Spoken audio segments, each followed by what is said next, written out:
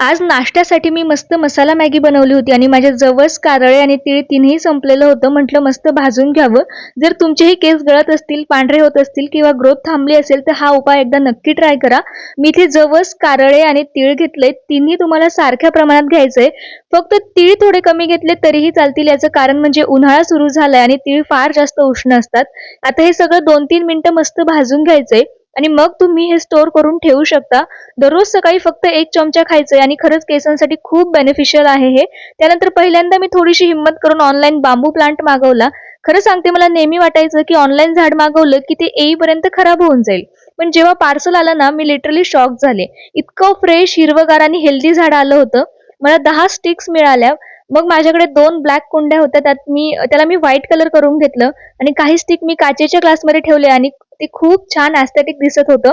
बांबू plant फक्त दिसायला नाही तर तो एअर प्युरिफिकेशन साठी खूप छान असतो आणि घरात पॉझिटिव्ह एनर्जी सुद्धा आणतो. आणखी एक बेस्ट गोष्ट म्हणजे हा प्लांट खूप लो मेंटेनन्स आहे.